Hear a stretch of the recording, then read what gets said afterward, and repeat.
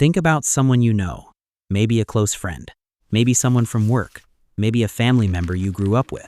They have no Instagram, no TikToks, no Facebook updates, no stories that disappear after 24 hours, nothing.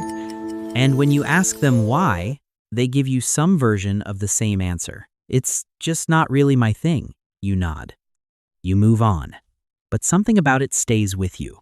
Because in a world where everyone is curating and posting and performing their life online, this person simply isn't. No highlights. No proof they were somewhere. No evidence that their weekend even happened. And quietly, in the back of your mind, you find yourself wondering, what is actually going on with them? Are they hiding something? Are they struggling? Or have they figured out something the rest of us haven't? What you're about to hear might permanently change how you see them. And if you're honest with yourself, how you see you. Most people assume non-posters are simply antisocial, or private to the point of being mysterious. But research tells a far more interesting story.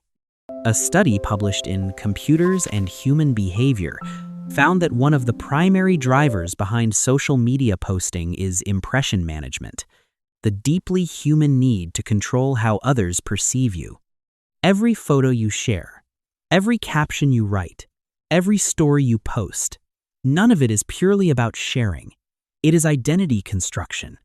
It is a carefully crafted signal to the world about who you are, what your life looks like, and how you want to be seen. And in return, you are seeking something. Validation, relevance, proof that you exist and that your existence matters to other people. Non-posters have stepped outside that system entirely, not because something is wrong with them, because they are operating from a different framework altogether. That framework starts with something psychologists call identity security, a stable, internal sense of self that does not require an audience to feel real. These are people who know what they experienced. They know what their weekend meant to them. They don't need 300 likes to confirm that a moment was valuable. The validation loop that most of us depend on. They simply never built it. Or they built it once and then quietly walked away. That level of psychological groundedness is rarer than most people will ever admit. And it doesn't come from avoiding social media. It comes from having something more solid underneath.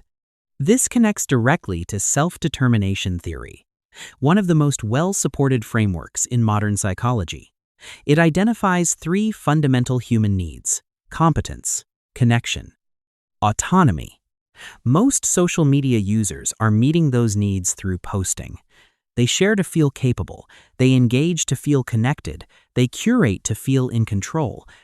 But non-posters have found different routes to the same destination: deeper relationships built in private, work that feels meaningful without an audience watching, a sense of autonomy that doesn't depend on how an algorithm receives them. They are not disconnected.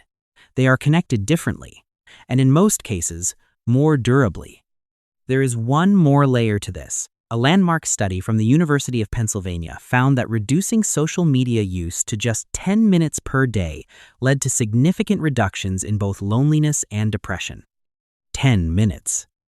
The people who aren't posting are also, in most cases, not endlessly consuming either.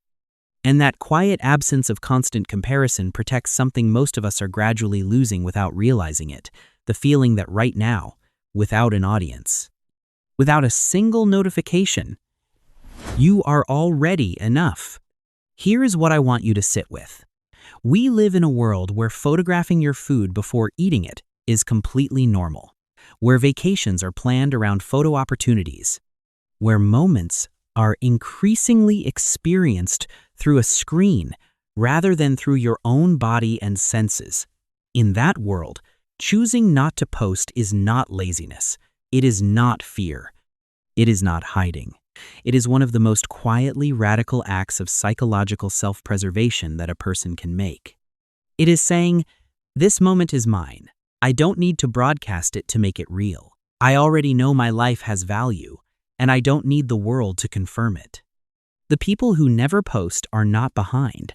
They are not missing out. They have already arrived at something most of us are still searching for. A life lived fully does not need an audience.